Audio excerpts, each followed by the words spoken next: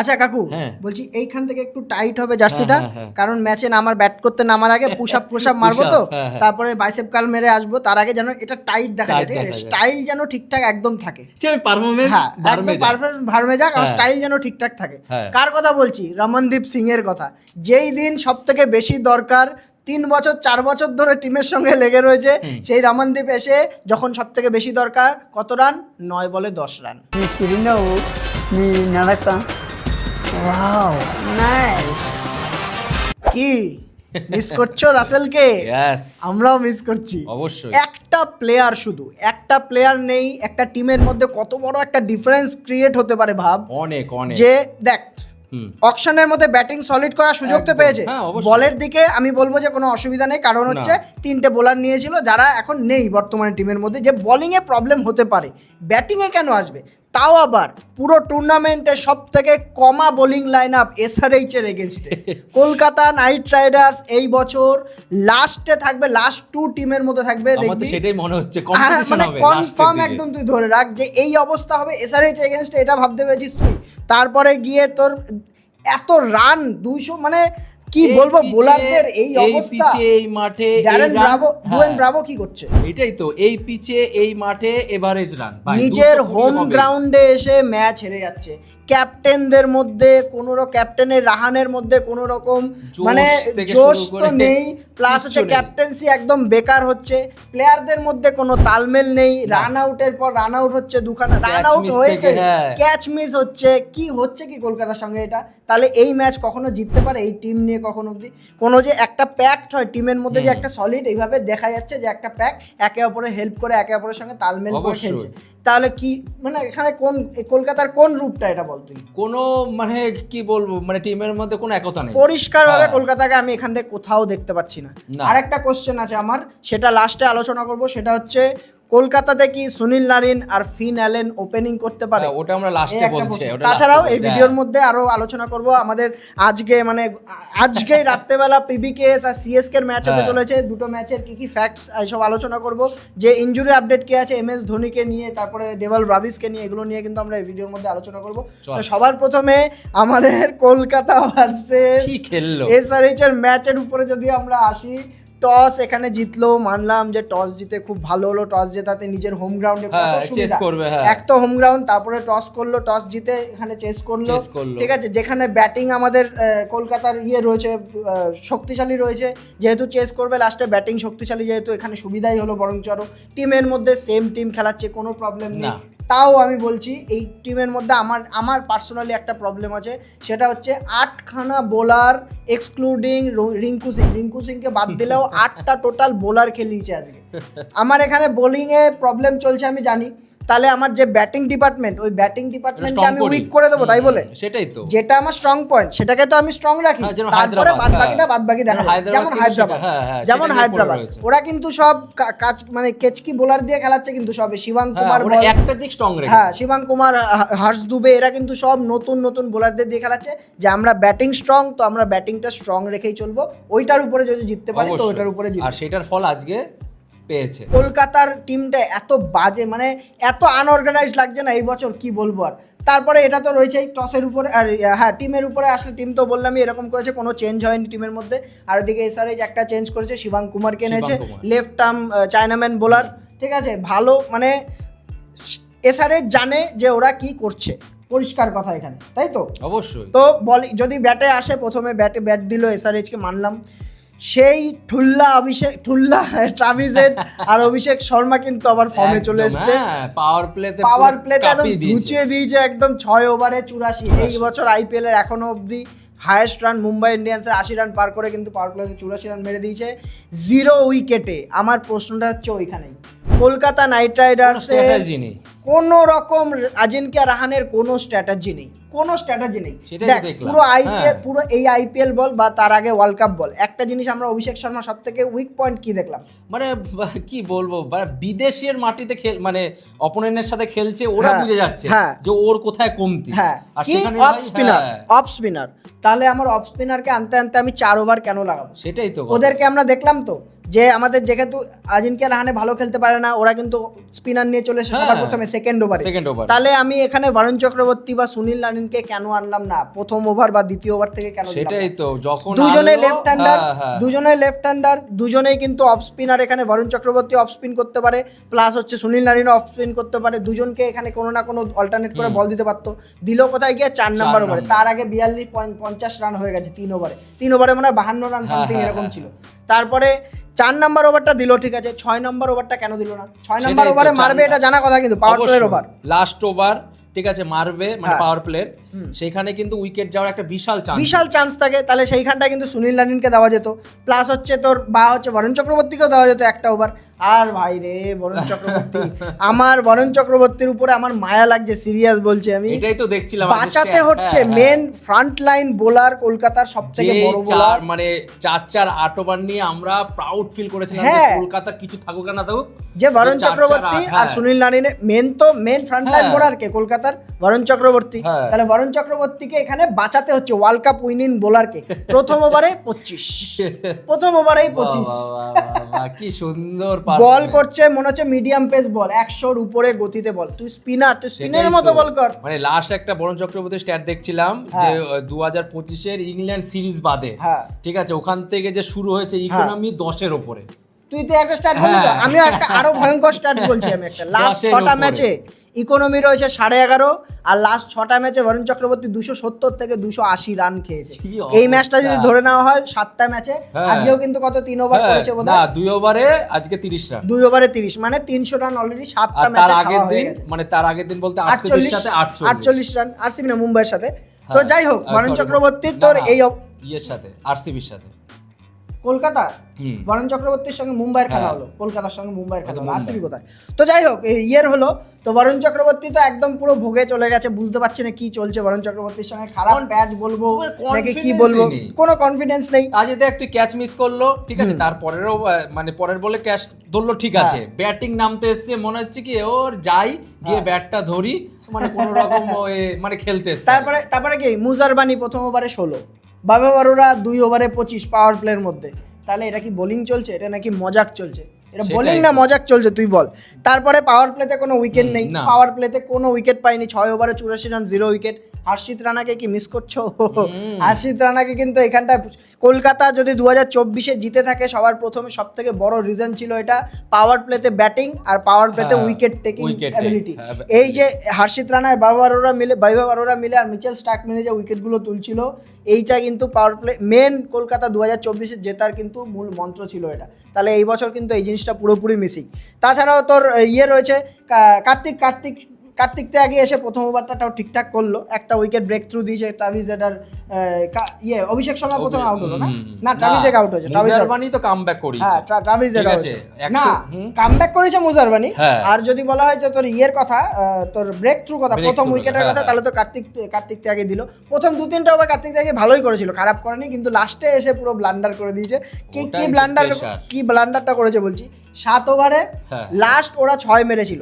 কলকাতা যে কামব্যাক করেছে ওটা তো আসছি, 7 ওভারে লাস্ট 6 মেরেছিল। তারপরে এসে কার্তিক ত্যাগীর ওভারে 16 ওভারের যে 17 নম্বর ওভারটা লাস্ট বল, মানে কতগুলো ওভার, 9খানা ওভার গেছে, কোনো রকম কোনো তাই তুই ভাব একটা সময় এমন মনে হচ্ছিল 250 রান হয়ে গেছে, ঠিক আছে, সেখান থেকে যে তুই কথাটা বললি না, 7 ওভারে 6, হ্যাঁ 8 ওভারে 110 ছিল, সেখান থেকে 111 রান থেকে 118 রানের মধ্যে 3টে উইকেট পড়েছে। 118 রানে কিন্তু 4 উইকেট ছিল। তারপরে মুজারবানি 2টো উইকেট, মুজারবানি 2খানা উইকেট। মুজারবানি আজকে ঠিকঠাকই বল করেছে, 4 ওভারে 41 রান 3 উইকেট, ঠিক আছে, ও ঠিকঠাক বল করেছে। মুজারবানির জন্যই কামব্যাকটা করতে পেরেছে, 4টে উইকেট নিয়েছে, হ্যাঁ, তোর কামব্যাকটা করতে পেরেছে। আর বৈভব অরোরা লাস্টে, মুজারবানি, এই দুজনে মিলে মোটামুটি একটা, যেখানে রানটা যেত হচ্ছে 250 রান কনফার্ম ধরতাম, সেই রানটা গিয়ে ওদের লাস্টে যে উইকেটগুলো বরপর তুললো, এর জন্য কিন্তু 226-এ ঘোরাতে পেরেছে। তবে এই রানটা যে জেতার আমি বলবো না, মুম্বাই ইন্ডিয়ান্স কিন্তু এক্সট্রাঅর্ডিনারি টিম, কলকাতার কিন্তু সেই ব্যাপারটা নেই কিন্তু। কারণ কলকাতা তোর ব্যাটিংয়ে যতই ভালো হোক, এই একটা যে প্লেয়ার আন্ডার রাসেল না থাকাতে কিন্তু আমাদের একটা জিনিসই মাথায় থাকতো আগে, কি যে রাসেল আছে, রাসেল হ্যাঁ তো মুমকিন হ্যাঁ, এখানে রাসেল নেই, তাহলে কিন্তু আমরা সেই ভরসাটাই পাচ্ছি। কার উপর ভরসা? না, কেন কার উপর ভরসা করবি? তোর সুনীল নারিন না না ইয়ে রমনদীপ সিং রমনদীপ মানে সিং এর উপরে ও কি পাওয়ার তুই জীবনে রমনদীপ সিং এর 30 রানের উপরে করতে দেখেছিস কোনোদিন? আমি সেটা ভাবছি ও কি রাসেলের ভূমিকাটা নিতে চাইছিল। হ্যাঁ কে জানে, রাসেলও কিন্তু ইয়ে মারতো, পুশ-আপ মারতো পুশ-আপ কিন্তু। মারতো। এটা তো ওর থেকেই শিখেছে, হ্যাঁ কে জানে। এইজন্য পাওয়ার ব্যাটিং কোচ হিসেবে মানে এটাই বলেছে যে তুই যা তুই ভাব গিয়ে রাসেল, push up না না কর। না রাসেল তুমি ফেরত চলে আসো আবার, আমরা চাই না পাওয়ার Coaching- কোচ হিসেবে coaching চাই এর না, দরকার নেই। আরো 1-2 বছর তুমি খেলো, ঠিক আছে, দেখা যাক Power যা হবে coaching, হবে।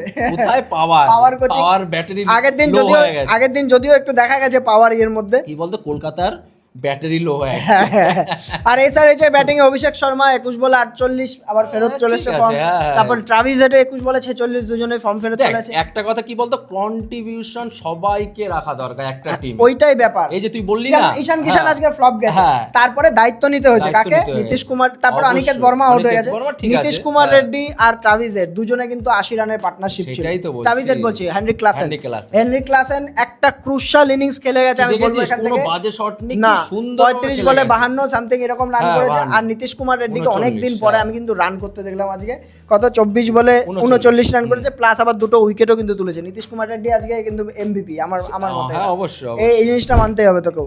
তো বললাম তো ক্লাসেন একটা ভালো ইনিংস খেলেছে, 226 টোটাল ছিল, যেটা আমাদের কাছে সোজা মনে হচ্ছিল না, কিন্তু কেকেআর যে কামব্যাক করেছিল ওইটার একটা কনফিডেন্স নিয়ে, কিন্তু যেহেতু আগের দিনও 220 করেছিল, ওইটার একটা কনফিডেন্স ছিল যে না 220 যেহেতু করেছিল 226 একটা চান্স আছে, ঠিক আছে, কারণ 7-8 নাম্বার অব্দি ব্যাটসম্যান চান্স রয়েছে। আছে কি পুরো জেতা ম্যাচই ছিল, শুধু ওই যে বললাম না ফিনিশারের, নালে তুই দেখ 16 ওভারে গুটিয়ে গেছে তাও 161 রান, 10 করে কিন্তু রান ছিল, আরে তাও লাস্টে 2-3 ওভার তো খেলতেই পায়নি। কোদালটা কে মারলো পায়ে বল? সেটাই তো কোদালটা কে মেরেছে? এতগুলো রান আউট হয়, কোনো তালমেল আছে এদের মধ্যে?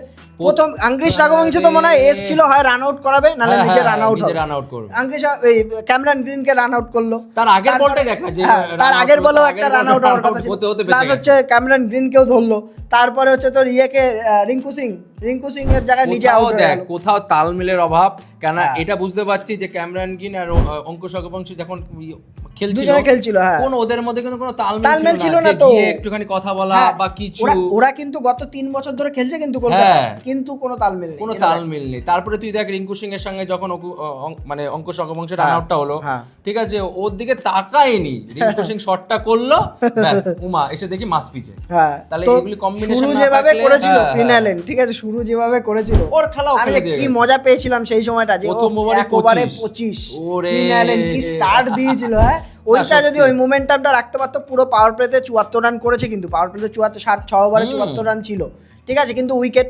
আজিনকে রাহানেকে নিয়ে তোর কি মন্তব্য সেটা বল। প্রথম কথা তো ক্যাপ্টেন্সি, তারপরে ব্যাটিং। Captaincy পুরো পুয়োর ক্যাপ্টেনশিপ, মানে আইপিএল এ এই ক্যাপ্টেনশিপ চলে না, ঠিক আছে। এইবার তুই যদি ব্যাটিং এ মনে হচ্ছে কোথায় ওর মধ্যে কনফিডেন্সই, আজকে তো কোনো কনফিডেন্স আজকে মাঠে কিসের জন্য আছে, কিসের জন্য? না বোলিং, হ্যাঁ, না কি বোলিং করে, গুলো কি করে, বোলারদের হ্যাঁ, ভালো তুই করে দেখ তোর না। রোটেট করতে পারছে অনুকূল রায় হ্যাঁ। এত সুন্দর বল করলো 2 না, ওভারে। টিম সিলেকশন এইখানটা সেটাই ঠিকঠাক তো। আছে।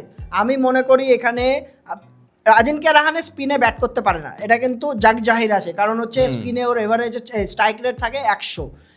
এইখানে ঈশান কিষান চালাকি কি করলো, যে যখনই আজিনকে রাহানে দেখলো ব্যাটে আছে, সেকেন্ড ওভার থেকে কিন্তু স্পিনার নিয়ে চলে আসলো, স্পিনার নিয়ে দুবে। অভিষেক শর্মা যে পার্ট টাইম স্পিনার, তাকে নিয়ে কিন্তু থার্ড ওভারে নিয়ে চলে এসেছে। তো এখানে আজিনকে রাহানে পরিষ্কার বোঝা গেল যে ও ওই স্পিন চাপে, খেলতে হ্যাঁ পারে না। ওই চাপে পড়ে স্পিন খেলতে যে পারে না। তোমার তোর পেস আসলো, হ্যাঁ। বল মারলো আউট। তো আজিনকে রাহানে তো আগের দিন যা খেলেছে, আগের দিন মাঠ অন্য ছিল, ছিল অবস্থান, মানুষের বুঝতে 2 মিনিট টাইম লাগে না, একটা ম্যাচ দেখতে বুঝতে পারে। আর ক্যাপ্টেন্সি আমরা এখানে মনে করছি আজিনকে রাহানের থেকে ক্যাপ্টেন্সি নিয়ে নাও, রিঙ্কু সিংকে ক্যাপ্টেন রাখো, আজিনকে রাহানেকে এবার বসাও, অনেক হয়েছে, আর দরকার নেই। অবশ্যই টি20 তে টিমে ফিট হয় না, টিমের সাথে। আর কলকাতার মানে আমরা ফ্যান হিসেবেই বলছি, হ্যাঁ যে নয় বসাও, মানতাম যে হ্যাঁ, ওপেনার নেই হ্যাঁ, আমাদের হ্যাঁ, কাছে, হ্যাঁ। তাহলে মানতাম, কলকাতার কাছে ওপেনার নেই, তাহলে মানতাম যে না আজিনকে রাহানেকে দরকার এখানে। আমার কাছে পরিষ্কার ওপেনার সুনীল নারিন, আমরা প্রুভেন 2023-এর পরে এই প্রথম 8 নম্বরে খেললো সুনীল নারিন, আমাদের প্রুভেন ওপেনার রয়েছে, ঠিক আছে, সুনীল নারিন খেলো, তার সঙ্গে সুনীল নারিনের সঙ্গে আমি মনে করি ফিনালেনকে নামাও, দুজনে একটা মানে এসপার নালে ওসপার ওপেনিং দিয়ে দেবে। তারপরে হচ্ছে 3 নম্বরে এখানে আঙ্কিশ রাঘবংশী বা ক্যামেরন গ্রিন যে আসবে, তারপরে হচ্ছে তোর আমি মনে করি এখানে যেহেতু মুজারবানি ভালো বল করে দিয়েছে, হ্যাঁ, কেন ঠিক আমাদের আছে? একটা হ্যাঁ, পেসার একটা লাগবে। পেসার লাগবে, একটা বিদেশি একটা পেসার লাগে অন্তত পেসের জন্য। হ্যাঁ। তো এখানে আমি মনে করি যে ঠিক আছে মুজারবানি খেলুক। আর যদি আরেকটা অপশন আছে সেটা হচ্ছে ক্যামেরন গ্রিন যদি আরো 2-1টা ম্যাচে যদি Flop বোলিং হয়। না করে, ক্যামেরন গ্রিনকে সোজা এখান থেকে ফুটিয়ে দাও। আমরা শুধু ব্যাটিং এর জন্য দরকার নেই, আমার কাছে রাচিন রবীন্দ্র পড়ে আছে, যে হচ্ছে অলরাউন্ডার, যে স্পিনও করে দিতে পারবে তোর। আর হচ্ছে সব থেকে বড় যে আমাদের কাছে প্লাস পয়েন্ট হচ্ছে রবম্যান প্যাভেল, যে কিন্তু অলরেডি টি20 ওয়ার্ল্ড কাপে ভালো খেলে এসেছে। এবং যে আমাদের সমস্যাটা চলছে কলকাতার মধ্যে, যে পাওয়ার হিটিং নেই, প্লাস হচ্ছে লাস্টে যে আমাদের ফিনিশার নেই রিঙ্কু সিং এর পরে, সেই জায়গাটা কিন্তু ওই জায়গাটা ফুলফিল করে দিতে পারে রবম্যান পাওয়েল। কি তুই এটাতে একমত? একমত, কিন্তু আরেকটা কথা, এর আগে তবে মিডল অর্ডারে রাহুল ত্রিপাঠী বা মনীষ পান্ডে এদেরকে খেলাতে হবে। আছে তো, আমাদের ব্যাটসম্যান আছে। আর তার আগে কলকাতা কোথায় হেরে গেছে জানিস? ক্যাপ্টেন যখন চুজ হয়েছে, ঠিক আছে, তখন আমরা তো সবাই ধরে চলছিলাম যে রিঙ্কু সিং ক্যাপ্টেন্সি করবে। এখানে রাহানের কোনো ভূমিকা, আমার মনে হয় রাহানেকে মেন্টর হিসাবে, ঠিক আছে, ব্যাটিং কিন্তু মেন্টর হিসাবে আমি এটা মনে করি, দেখবি আমার এটা মনে হচ্ছে যে মিড সিজনে ক্যাপ্টেন চেঞ্জ হয়ে যাবে কলকাতা। আর যদি দুটো ম্যাচ হারে না, কলকাতার হিস্ট্রি রয়েছে এমনিতেই, ঠিক আছে, আর যদি দুটো ম্যাচ হারে মিড সিজনে ক্যাপ্টেন চেঞ্জ আর ওকে মেন্টর করো, ঠিক আছে, ওকে টিমে রেখোই না। আজকে রাখেন তুই এসআরএইচ এর বোলারদের দেখ, নতুন বোলার এসে কি সুন্দর, বলবো না কি সুন্দর, কিন্তু ডিফেন্ড করতে জানে। শিবম কুমার একটা চায়নাম্যান স্পিনার পেয়ে গেছে, ভালো বল করে গেছে 3টে ওভার, লাস্ট ওভারে গিয়ে মার খেয়েছে সেটা আলাদা ব্যাপার, কিন্তু তারপরে রয়েছে হর্ষ দুবে, এদেরকে দিয়ে জয়দেব উনাটকার 3টে উইকেট পেয়ে গেছে, তাহলে ভাব। তারপর ঈশান মালিঙ্গা তো যাই হোক একটা প্রুভেন তোর ইয়ে রয়েছে, তাও কি 2 ওভারে 14 রান দিয়ে 2 উইকেট নিয়েছে। ঈশান মালিঙ্গা ভালো বল করে, যার জন্য এত নিউজ উঠছিল যে এনওসি পাবে। তো যাই হোক, তুই টোটাল যদি এসআরএইচ এর বোলিং লাইন আপ দেখিস, কোনো কিচ্ছু নেই কিন্তু বোলিং লাইন আপের কিছু নেই তো, ওরা সব নতুন প্লেয়ারদের দিয়ে খেলাচ্ছে। 26 রান আরামসে ডিফেন্ড করে পারবে। আর সেই হিসাবে কিন্তু ওই আইপিএল এর প্রথম, ঠিক আছে, তো চেস করতে পারলো না। মানে এই 3টে ম্যাচ আমরা দেখেছি কি, যারা সেকেন্ড ব্যাটিং করে 4টে ম্যাচে তাই। ও না কেন, পাঞ্জাব ইয়ের ম্যাচে তো তাই হলো, পাঞ্জাবের ম্যাচে পাঞ্জাব তো চেস করে ফেলেছে। হ্যাঁ, ঠিক করে ফেলেছে। এই প্রথম আমরা তো ভাবছি সেটা হবে, ঠিক আছে। 200 দেখ কলকাতার পিচে 224-25 রান কিচ্ছু না, ঠিক আছে, যেভাবে খেলছিল। কিন্তু আজকে কি হলো, ফিনিশার নেই, তো টিম ম্যানেজমেন্ট বা কোচ যাই বল, সিলেকশন একদম ফালতু, ঠিক আছে। এরকম যদি চলতে থাকে খুব শিগগিরই একদম টপ মানে চলে যাচ্ছে 9 নম্বরেই তো, 9 নম্বর, সেটা 10 নম্বরে। এবার চেন্নাই আর কলকাতা দুজনের মধ্যে কম্পিটিশন হবে লাস্ট দিক থেকে। আজকে তো খেলা আছে, যে 9 কে থাকবে 10 কে থাকবে। কেন বলছি চেন্নাইয়ের উপর আসলে বুঝতে পারবেন যে চেন্নাই কেন 9 আর 10 এর মধ্যে কলকাতার সঙ্গে কম্পিটিশন হবে। আর যদি ওদের মধ্যে ম্যাচ হয়, আর বলা যায় না।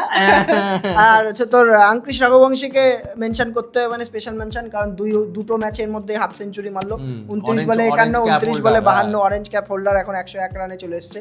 তো যাই হোক, কিছু বলার নেই। আর যদি এখান থেকে না শোধরাতে পারে, টিম যদি চেঞ্জ না করে, আমার মতে এখানে আজিঙ্ক্য রাহানেকে কলকাতার বসানো উচিত। সুনীল নারিনকে ওপেনিং এ আনো, আর হচ্ছে ওখানে ক্যামেরন গ্রিনের উপরে এবার প্রেসার দাও যে বোলিং করো, আর না হলে কিন্তু বসিয়ে দেবো। আমি একটা টিমে একটা প্লেয়ারকে 25 কোটি টাকাতে কেন নিয়েছি অলরাউন্ডার বলেই তো। অবশ্যই, তাহলে আমার এখানে টিমের রিকোয়ারমেন্ট ছিল কি, আমার টিমের রিকোয়ারমেন্ট ছিল ফিনিশার। যেহেতু রাসেল চলে গেছে, রাসেল যে 6 নম্বরে নামতো, সেই জায়গাতে আমার একটা প্লেয়ার দরকার। তাহলে রবম্যান পাওয়েল আসলে কিন্তু সেই জায়গাটা আমার ফুলফিল হয়ে যাবে। আমার ক্যামেরন গ্রিনকে দরকার নেই, যার জন্য নীতিশ রানার মতো প্লেয়ারকে ছেড়ে দিয়েছে। তাহলে ভাব, তাহলে এইখানটায় কলকাতার এটাই এখন উপায়, কিছু করার নেই আর। তো যদি জিততে হয় আগামী ম্যাচ, তাহলে কিন্তু এখানে চেঞ্জ করো। খুব কঠিন, আমি মনে করি কলকাতার এই বছর জেতাটা খুব কঠিন, কারণ বোলিংয়ে এমনি একটা সাদমা পেয়েছে এত বড়, ঠিক আছে, আর কিছু বলার নেই আমার। তো কলকাতার ম্যাচ তো বললামই, আর নেক্সট ম্যাচে যা হবে দেখা যাবে। তো আজকে যে ম্যাচ রয়েছে সেটা হচ্ছে পাঞ্জাব কিংস ভার্সেস সিএসকে। তো ইনজুরি আপডেট সবার প্রথমে বলে দিই, যদি পাঞ্জাব কিংসের কথা বলা হয়, শ্রেয়াস আয়ার আগের দিন আমরা দেখেছি খুব একটা জোরে একটা আপডেট ইনজুরি পেয়েছে, একটা হাতের মধ্যে রিস্ট ইনজুরি। অনেক রকম কথা চলছিল, কিন্তু ফাইনালে যা শোনা গেছে ফাইনালি, তো ইউজি চাহেল বলেছে শ্রেয়াস আয়ার ইজ ফুললি ফিট নাও, পরের ম্যাচে খেলছে। গুড নিউজ পাঞ্জাব ফ্যান্সদের জন্য, কিন্তু চেন্নাই ফ্যান্সদের জন্য ব্যাড নিউজ আছে। ডেওয়াল ব্রাভিস এখন অবধি ফিট হয়নি, MS ধোনি আসছে না, ঠিক আছে। এটা হচ্ছে এখনকার মধ্যে, তার মানে কি সেম টিমই খেলবে চেন্নাই। হ্যাঁ, দুটোরই সেম টিমই খেলবে, টিমের আর বলে লাভ নেই। কিন্তু আগের দিনে ম্যাচ যদি আমরা দেখি, সিএসকে এর 26 রানে অল উইকেট হয়ে গেছে। হ্যাঁ, সিএসকের ওটাই। অবস্থা কিন্তু খুব টাইট, আরো বেশি টাইট। তুই আগের দিনের ম্যাট হেনরি 3 ওভারে 40, যার উপরে সব থেকে বেশি ভরসা ছিল ম্যাট হেনরির মতো বোলারের উপরে। তারপরে বোলিং যদি তুই দেখিস, সিএসকের বোলিং খুব একটা কিন্তু খারাপ না। কারণ হচ্ছে দেখ, ম্যাট হেনরি রয়েছে, খালিল আহমেদ রয়েছে, নূর আহমেদ রয়েছে, তারপরে আনসুল কাম্বোজ রয়েছে, কিন্তু প্রবলেমটা কোথায় দাঁড়ায় বলতো? 5 নম্বর বোলার। আগের দিন জেমি ওভারটন আর হচ্ছে ম্যাথিউ শটকে দিয়ে 5 নম্বর বোলারের জায়গাটা কমপ্লিট করাতে হয়েছে। কিন্তু আমি মনে করি এখানে প্রশান্ত বীর যদি ফিট থাকে, প্রশান্ত বীরকে সোজা নিয়ে চলে আসো। নাহলে কিন্তু চেন্নাইয়ের মাঠে খেলা স্পিনার একটা এক্সট্রা দরকারি। তো এখানে প্রশান্ত বীর আর নাহলে রাহুল চাহার, এই দুজনের মধ্যে একজনকে খেলানো উচিত চেন্নাই। আমার মনে হয় যদি চেঞ্জ হয় এটাই চেঞ্জ হবে। আর হচ্ছে তোর এখানে মিডল অর্ডারেও কিন্তু প্রবলেম চলছে। সরফরাজ খানকে আগের দিন বাধ্য হয়ে নামাতে হয়েছে ওখানটায়, যে তোর এই জায়গাতে হয়তো অন্য কোনো প্লেয়ারকে খেলাতো 4 নম্বরে 5 নম্বরে। আগে মনে হয় না সরফরাজ খান আর খেলবে ওর জায়গায়। আমি মনে করি উর্ভিল প্যাটেল অনেক বেটার ব্যাটসম্যান, উর্ভিল প্যাটেলকে খেলাও। মানে কি বলতো, সেম সমস্যা। হ্যাঁ, সেম ঠিক আছে সমস্যা। না, ফিনিশার দেখ দুবে ছাড়া, ঠিক আছে। আর দুবের আগের দিন যে মানে এত বাজে একটা ডিসিশন নিয়ে নেমেছিল, যে নেমে মারবো, এই জিনিসটা কিন্তু একদম চেন্নাইয়ের খুব বাজে করেছে জিনিসটা। তো শিবম দুবে কিন্তু ওই যে লং টাইম খেলোয়াড় না, কিন্তু যে পুরো ফিনিশ করে আসবে ওই 24-25, কিন্তু অনেক বেটার প্লেয়ার, ঠিক আছে, অনেক বেটার অবশ্যই প্লেয়ার। player। দায়িত্ব আছে, এর জন্য ইন্ডিয়া টিমের সঙ্গে এতদিন ধরে যুক্ত আছে না। আর যদি তুই পিবিকেএস এর কথা বলিস, ফুল পোটেনশিয়ালে রয়েছে, কোনো রকম কোনো প্রবলেম নেই। নেহাল বাদেরা, স্টয়নিস, শশাঙ্ক সিং আগের দিন খেলতে পারেনি যদিও বা, কিন্তু ওইগুলো নিয়ে কোনো আমার কনসার্ন মনে নেই, হয় একদিন খেলেই দেবে। পাঞ্জাব অনেক আর এগিয়ে আছে। বোলিং এ তো আগের দিন ভাই জালওয়া দেখিয়েছে পাঞ্জাব, ঠিক আছে। বোলিং ব্যাপক রয়েছে ওদের মধ্যে, যা অনেক বোঝা গেল। এগিয়ে, অনেক এগিয়ে। আর তোর যদি বলা হয় এক্সট্রা যদি চেন্নাই স্পিনার খেলানো উচিত, বললামই যে বাটলেটের বদলে ইয়ের বদলে সারফরাজ বদলে প্রশান্ত বীর বা হচ্ছে রাহুল চাহার নিয়ে আসতে পারে। আর হচ্ছে পাঞ্জাব কিংসে কিন্তু যেহেতু চেন্নাইয়ের মাঠে খেলা, আমাদের এখানে সাজেশন যে জেভিয়ার বাটলেটের জায়গায় পরিষ্কার এখানে হারপ্রীত ব্রার কিন্তু আসতে পারে। অলরাউন্ডারও আছে, প্লাস হচ্ছে তো এখানে স্পিনারও একটা দরকার, কারণ আগের দিন ওরা শুধু চাহালকেই খেলিয়েছে, ঠিক আছে। আগের দিন আর স্পিনার খেলবে, আমার মনে হচ্ছে কোথাও দুটো স্পিনার খেলবে। হারপ্রীত ব্রার কিন্তু পাঞ্জাব খেলায় না, হারপ্রীত ব্রারকে খেলায় এখানে, দুটো স্পিনার খেলবে। তো মোটামুটি ম্যাচ এরকমই, দেখা যাক কি হতে পারে। এখানে পাল্লা ভালো কিন্তু এখানে পরিষ্কারভাবে পাঞ্জাবের, কারণ পাঞ্জাব এখানে পুরোপুরি প্লে অফের ক্যান্ডিডেট। আমার এখানে মনে হয় চেন্নাইয়ের এখনো অনেক ভুগতে হবে, কলকাতার এখনো অনেক ভুগতে হবে। যার জন্যই বলছিলাম যে চেন্নাইতে MS ধোনি আর কলকাতাতে আন্ডার রাসেল, এই দুটো প্লেয়ার না থাকাতে কিন্তু এই দুটো টিম মাজা ভেঙে পড়ে আছে একদম। অবশ্যই, হ্যাঁ, এই জিনিসটা তুই দেখ, আগের দিন সারফরাজ খানকে নামতে হয়েছে, ধোনি থাকলে ওকে নামতে হতো না? ধোনি থাকলে নিশ্চয়ই 6-7 নম্বরে ধোনি আসতো ওখানটা। অবশ্যই, কোনো নো তো ডাউট। তো দেখা যাক এই ম্যাচও কি হয়। আর আরেকটা অন্যরকম একটা এই 4টে টিম বাদ দিয়ে আরেকটা আপডেট আছে, সেটা হচ্ছে নুয়ান তুষারার আপডেট। ব্যাঙ্গালোরের বোলার নুয়ান তুষারা, আপনারা চেনেন নিশ্চয়ই, যাকে এনওসি দেয়নি শ্রীলঙ্কান টিম। বলেছে যদি এনওসি না দেওয়ার পরেও খেলতে যাও তাহলে কিন্তু ন্যাশনাল টিমে সিলেকশন হবে না। তো নুয়ান তুষারা এখানে ওদের সিভিল কোর্টে অ্যাপিল করেছে, তোর কেস ফাইল করেছে শ্রীলঙ্কান ক্রিকেট অ্যাসোসিয়েশনের উপর। পরিষ্কার দেখা যাক, এখানে বড় সড়ো একটা নিউজ আসতে চলেছে। এমনিতেও সিলেক্ট করে না, অবশ্যই। তো যাই হোক, এখানে আজকের মতো ভিডিও শেষ করছি। আপনাদের জানাবেন কেমন আপনাদের মতামত কি হচ্ছে না হচ্ছে। কলকাতা আজের ব্যাড নিউজ রয়েছে, আমিও কলকাতার ফ্যান, আমারও খারাপই লাগছে বলতে গেলে। তো ভিডিও ভালো লেগে থাকলে you know the drill, like করুন, চ্যানেল সাবস্ক্রাইব করুন, বেল আইকন করুন। তো আজকের মতো বাই বাই।